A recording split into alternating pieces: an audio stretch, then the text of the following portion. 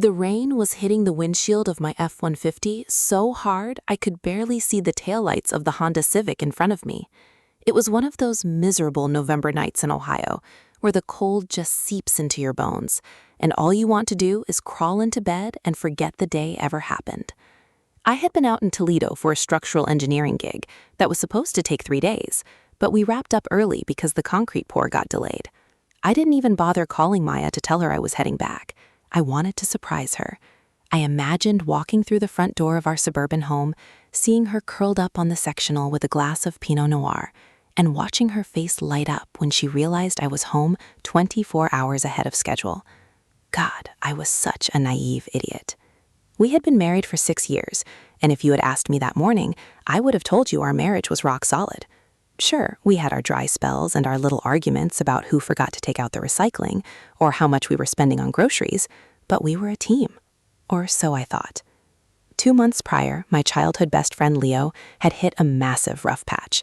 His tech startup went belly up, his engagement fell apart, and he was staring down a mountain of debt. Leo and I had been brothers since the 3rd grade. We played football together in high school, roomed together at Ohio State, and he was the best man at my wedding. When he called me crying from a Motel 6, there wasn't even a question. I talked to Maya and we agreed he could crash on our basement couch until he got back on his feet. At first, it was great having him around. It felt like a throwback to our college days. We'd crack open a few IPAs on Friday nights, watch the Browns inevitably lose, and talk about the old days. Maya was incredibly supportive too. She'd cook extra for dinner, make sure he had clean towels, and even helped him polish up his resume. I remember sitting on our deck one night, watching Leo and Maya laugh over some stupid joke she made, and feeling this overwhelming sense of gratitude. I had a beautiful wife, a comfortable home, and a loyal best friend. I felt like the luckiest guy in the world. The first red flag should have been how quickly the dynamic shifted, but I was too blind to see it. Leo started staying upstairs more often, sitting at the kitchen island while Maya prepped dinner instead of hanging out in the basement. They developed these little inside jokes that I didn't understand. If I walked into the room, the laughter would kind of taper off into normal, polite conversation. But I brushed it off. I told myself I was just being paranoid, or maybe a little jealous because my work hours had been brutal lately and I was exhausted. I trusted Leo with my life, and I trusted Maya even more. They were the 2 pillars of my existence. As I pulled into our subdivision that night, the clock on the dashboard read 11:42 p.m. The neighborhood was dead quiet, illuminated only by the dull amber glow of the streetlights. When I turned down our street, I noticed Leo's battered old Chevy Malibu wasn't in the driveway. I figured he was either out at a bar trying to meet someone, or maybe he'd finally landed one of those late-night consulting gigs he'd been talking about. The house was completely dark except for the faint, flickering television light coming from the living room window upstairs. I parked the truck, grabbed my duffel bag from the passenger seat, and walked up the concrete path to the front door. I unlocked the deadbolt as quietly as I could, not wanting to wake Maya if she had fallen asleep on the couch. The moment I stepped into the foyer, the house felt strangely heavy. You know that instinctual feeling you get when something is inherently wrong, even before your brain can process the data? It's like a primal alarm bell ringing in the back of your skull. The air smelled different. It smelled like Maya's expensive French perfume, vanilla and jasmine, but heavier than usual, mixed with something else. I dropped my bag softly onto the rug and kicked off my muddy boots. The television was playing some old black and white movie on TCM, casting long, eerie shadows across the hardwood floor of the entryway. I walked toward the living room, a smile forming on my face as I prepared to startle Maya with a kiss on the forehead. But the sectional was empty. The throw blanket was tossed carelessly on the floor, and an empty wine glass was sitting on the coffee table next to a half-empty bottle. Then I heard it. It was a faint sound coming from upstairs, down the hallway where our master bedroom was. It wasn't the sound of someone sleeping. It was a soft, rhythmic thudding against the wall, accompanied by a low, muffled gasp. My heart stopped. My chest tightened so hard it felt like a physical fist was squeezing my lungs. I froze at the bottom of the stairs, my hand resting on the wooden banister. The wood felt icy cold under my palm. Maybe she's watching a show, I told myself. Maybe she's just having a nightmare. The human brain will perform Olympic-level gymnastics just to protect itself from a traumatic truth. I forced my feet to move, taking the stairs one by one, pressing my weight against the edges near the wall so the floorboards wouldn't creak. With every step I climbed, the sounds became clearer, sharper, and more undeniable. It was a symphony of betrayal that shattered every single piece of reality I had built my life upon. The master bedroom door was cracked open about 3 inches. A single sliver of warm light from the hallway bathroom cut across the carpet inside. I stood outside that door for what felt like an eternity, paralyzed by a sickening wave of nausea. My hand was shaking so violently I could barely control it. I reached out and pushed the door open just a few more inches, my eyes adjusting to the dim, shadowed room. There, on the custom king-size bed that Maya and I had picked out together for our 5th anniversary, were my wife and my best friend. The world went entirely silent. The sound of the rain outside, the television downstairs, the gasps filling the room, it all just vanished, replaced by a high-pitched, deafening ring in my ears. I watched Leo's back, glistening with sweat, moving with a familiarity that told me this wasn't the first time. I watched Maya's hands gripped tightly around his shoulders, her eyes closed, her face flushed with an intensity I hadn't seen in years. It was a total, absolute execution of my soul. I didn't yell. I didn't burst through the door swinging my fists, which is what I always assumed a man would do in a moment like this. Instead, a cold, dead weight settled deep into my gut. The anger didn't come right away. It was just profound, paralyzing shock. I felt like a ghost standing in my own home, watching 2 people I would have died for systematically erase my existence. I reached out and flipped the main light switch on the wall. The harsh, blinding overhead LEDs flooded the room instantly. The reaction was immediate and chaotic. Leo choked out a gasp, scrambling backwards so fast he nearly fell off the mattress, grabbing the top sheet to cover himself. Maya let out a blood-curdling shriek, her eyes snapping open, dilated with sheer terror. When her gaze landed on me, standing there in my damp flannel shirt and jeans, the color completely drained from her face. She looked like she had just seen a ghost. In a way, she had. The man she knew, the husband who loved her unconditionally, died the second that light switch clicked. For 10 seconds, nobody said a word. The silence was heavy, suffocating, and dripping with guilt. Leo was panting, his eyes darting around the room looking for his clothes, looking for an exit, looking anywhere but at me. Maya was clutching the blanket to her chest, her lips trembling, her eyes filling with tears that I knew weren't out of sorrow for me, but out of the sheer horror of being caught. "Mark," Maya finally whispered, her voice cracking, barely audible. "Mark, oh my God, please, it's not, let me explain." I looked at her. I looked at the woman I had promised to love in sickness and in health.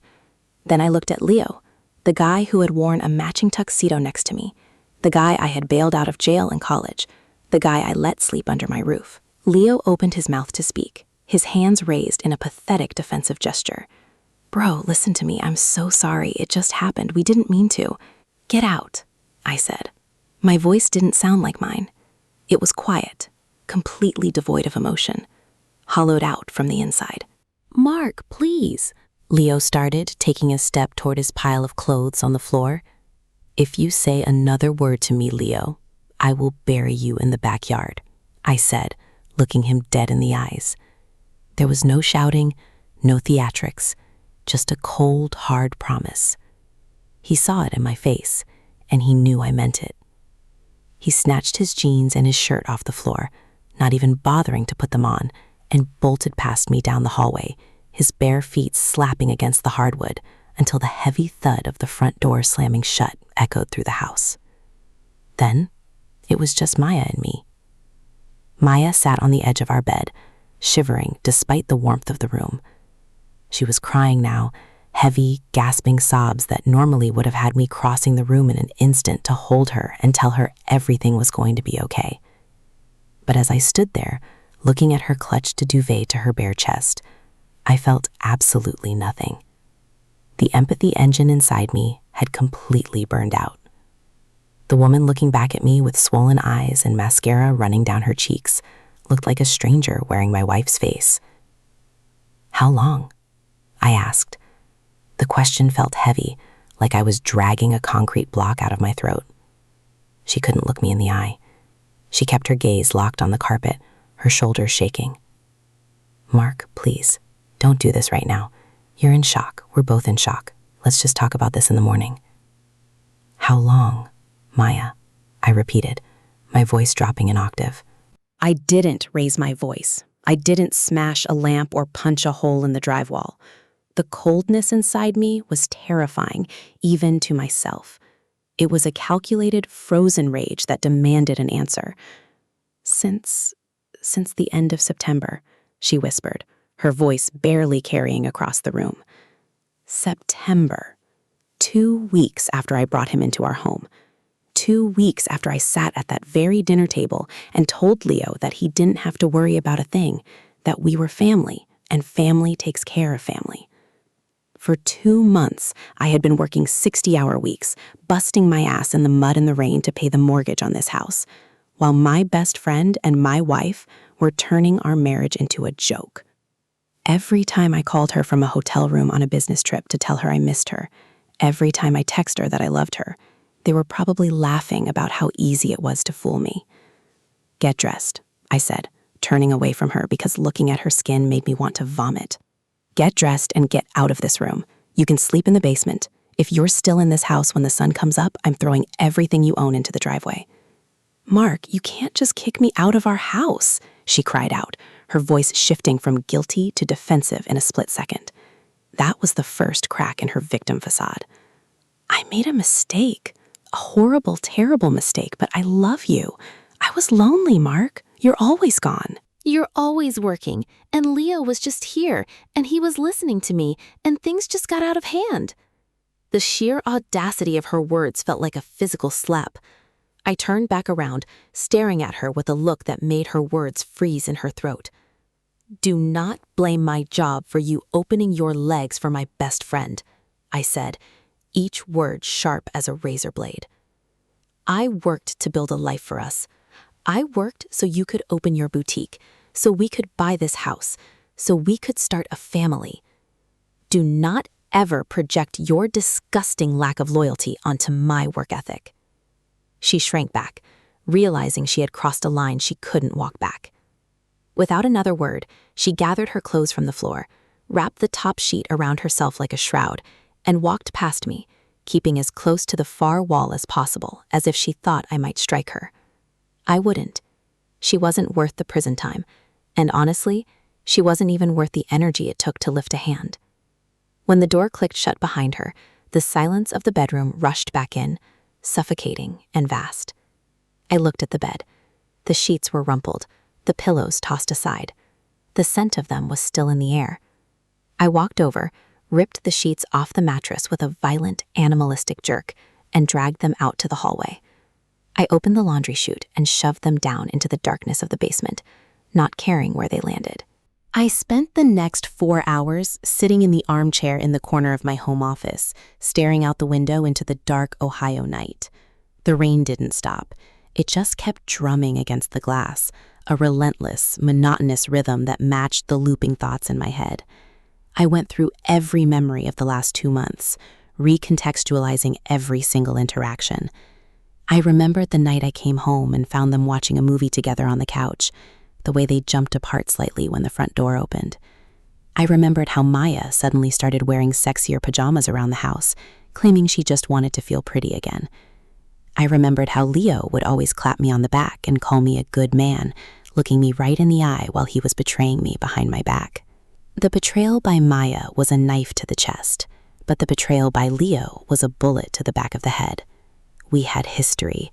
We had bruises from youth football, memories of late-night drives through the back roads of our hometown, secrets we'd kept for 20 years.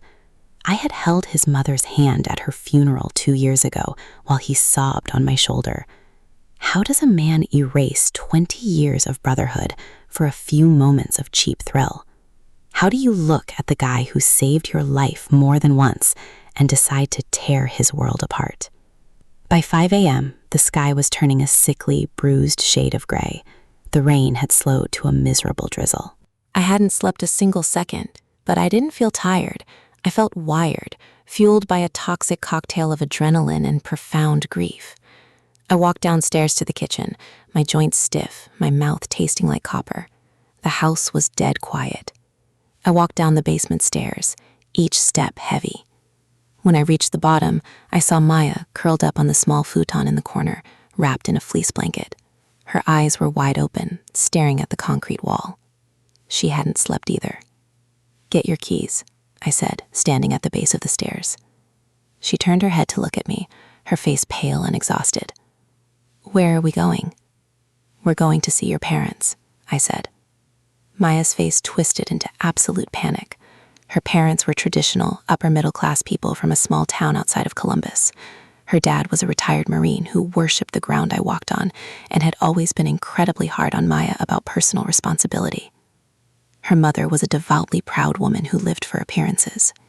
The thought of them finding out what she had done was clearly her worst nightmare.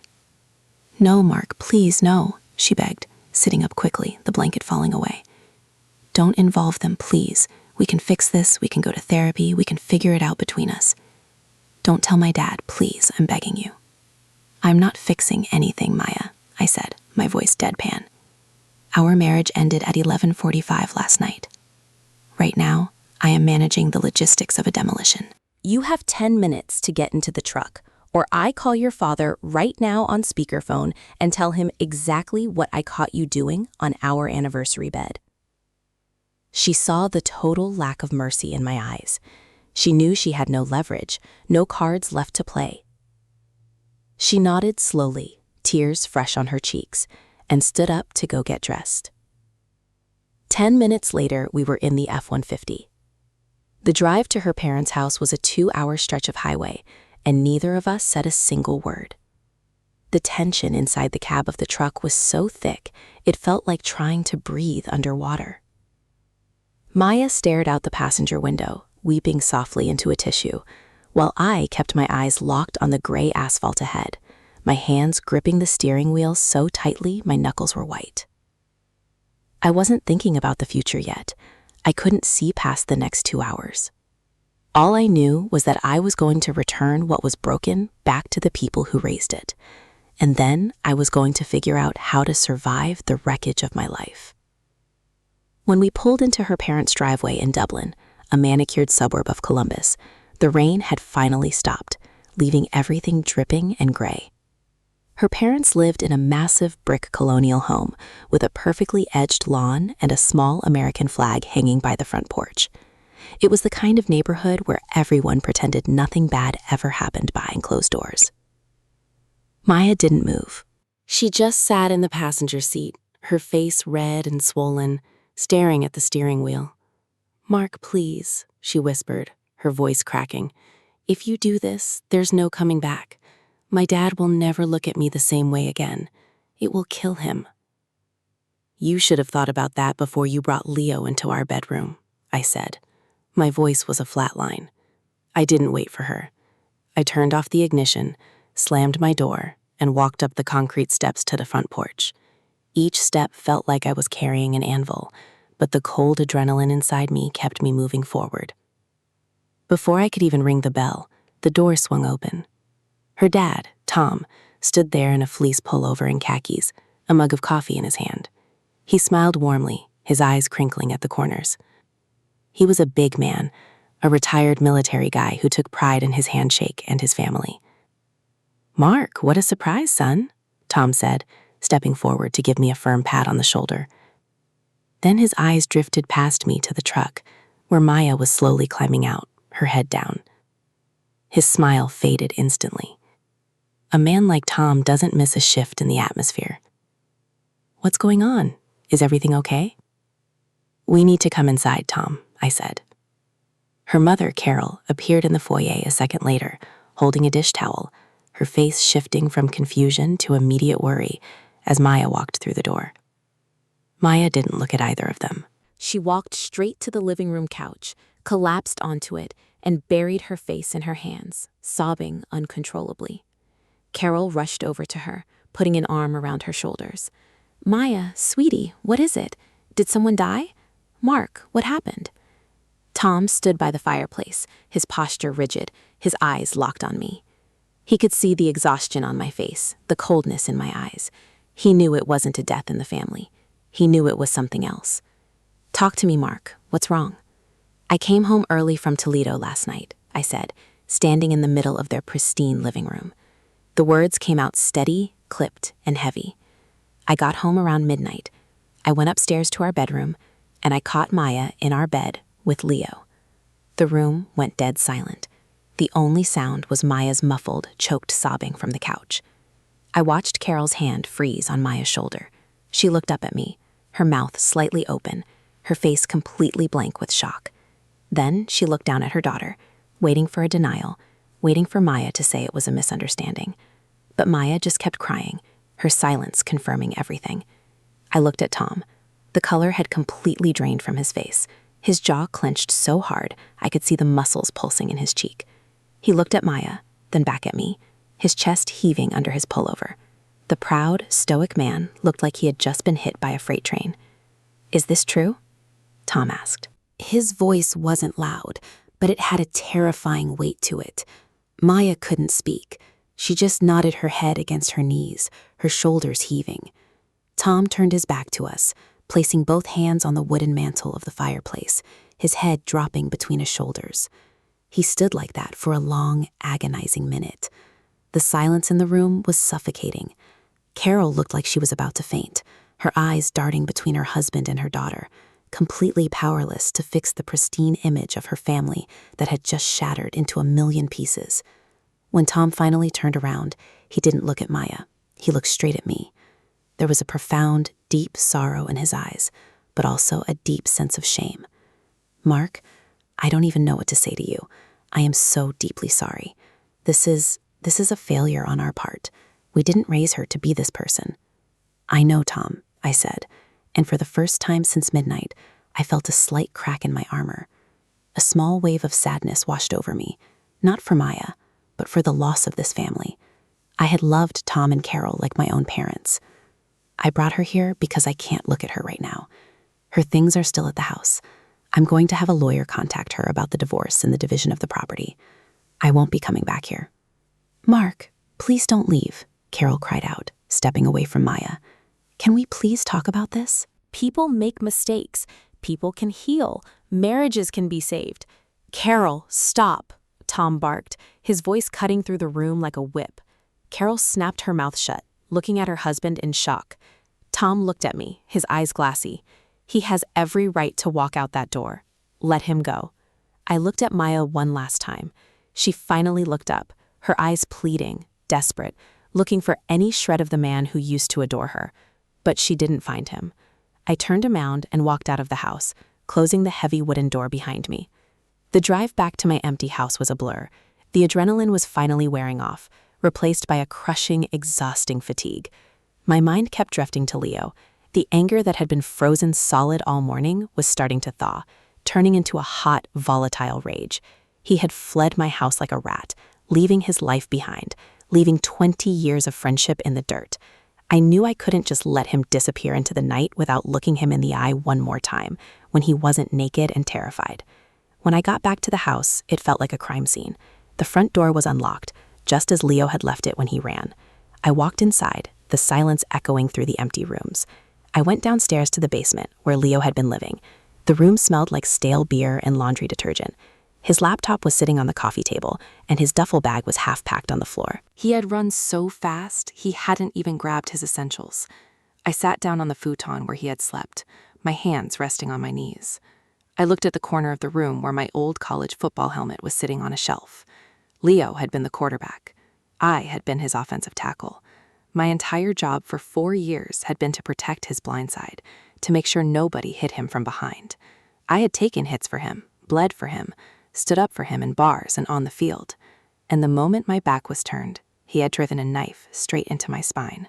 My phone buzzed in my pocket. I pulled it out, expecting a text from Maya or her parents. Instead, it was a text from an unknown number. Mark, it's Leo. I'm at the Red Roof Inn off Route 23. Please don't come here. I know you hate me, and you have every right to. I'm leaving the state tonight. I just want to send a truck for my stuff. I'm so sorry, man. I ruin everything I touch." I stared at the screen, my chest tightening. He was a coward. He was still trying to manage his own guilt, trying to text me an apology from a budget motel room like a teenager who broke a window. He thought he could just pack his bags, leave the state, and erase the wreckage he left behind. I stood up, the exhaustion completely vanishing, replaced by a cold, dark clarity. I didn't reply to the text. I didn't need to. I grabbed my truck keys off the kitchen counter, walked out to the garage, and opened my toolbox. I pulled out a heavy iron tire iron, throwing it into the passenger seat of the F-150. I wasn't going there to kill him. I wasn't going there to destroy my own life over a piece of trash. But I was going to make sure that before Leo left Ohio, he looked at the man he had broken, and he felt every single ounce of the terror he had earned. The tires of my truck kicked up wet gravel as I pulled into the parking lot of the Red Roof Inn off Route 23. The motel was a depressing 2-story concrete block, painted a faded beige, surrounded by a sea of cracked asphalt and puddles of stagnant rainwater. The neon sign out front flickered with a low, buzzing hum that vibrated right through my teeth. I parked the F-150 in the back corner, far away from the main office, and turned off the engine. The silence inside the cab was deafening. I looked down at the iron tire iron resting on the passenger seat. My hands were perfectly still. The frantic, chaotic panic from the night before had narrowed down into a single, sharp point to focus. I wasn't a violent guy by nature. I had never been a bully, and I'd always walked away from stupid bar fights back in our college days. But looking at that piece of iron, I realized I wasn't there to fight. I was there to close a chapter of my life, and I needed to ensure Leo understood that the man he had taken for granted was completely gone. I left the tire iron on the seat. Bringing it inside would make me the villain in the eyes of the law, and I refused to let Leo or Maya take a single thing more from me, not even my freedom. I got out of the truck, slamming the door, and walked along the outdoor walkway of the second floor, scanning the numbers on the peeling room doors. I found his Chevy Malibu parked near the ice machine. It was dented, rusted, and packed to the brim with plastic garbage bags full of his clothes, the pathetic remains of a life he had systematically ruined. I followed the line of doors until I reached room 214. I didn't knock politely. I slammed my fist against the hollow metal door so hard the glass window next to it rattled in its frame. "Leo, open the door," I shouted. For a few seconds, there was no sound from inside. Then I heard the faint rustle of sheets and the slow, hesitant click of the security latch sliding out of place. The door opened an inch, held back by the brass safety chain. Leo's face appeared in the gap. He looked terrible. His eyes were bloodshot, his face was covered in a rough, uneven stubble, and his hair was a matted mess. He looked like a man who had spent the last 12 hours staring into the abyss of his own failures. When he saw me, he flinched, instinctively trying to push the door shut. I didn't let him. I drove my boot into the base of the door, forcing it open with a violent shove that ripped the safety chain straight out of the wooden molding with a loud, splintering crack. The door flew back, slamming into the interior wall, and Leo stumbled backward, tripping over a cheap plastic chair and falling onto the carpeted floor.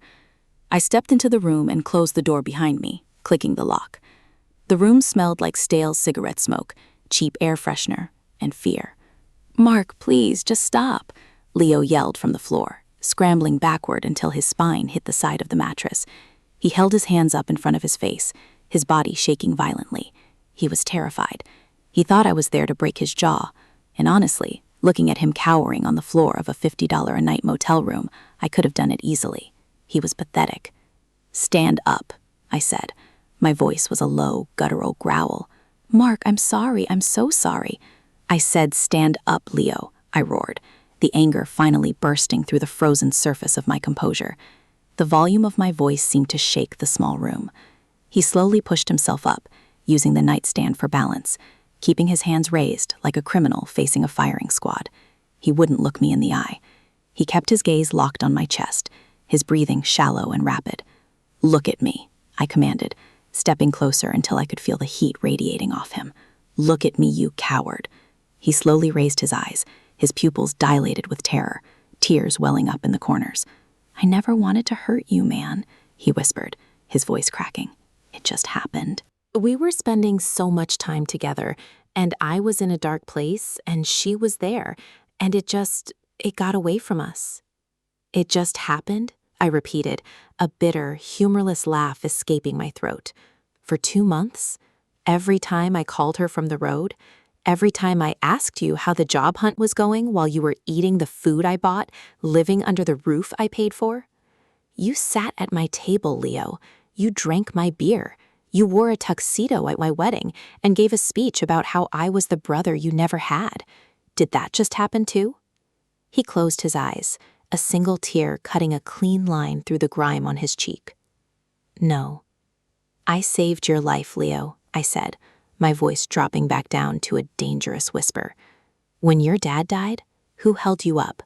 When your company went under and everyone else stopped answering your calls, who gave you a place to sleep?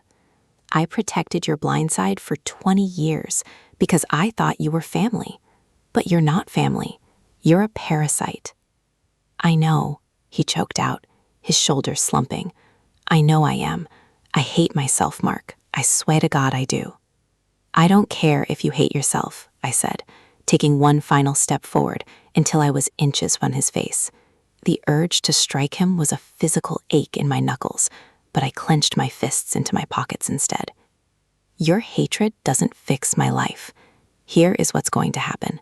You are going to pack whatever trash you have left in my basement by tomorrow morning.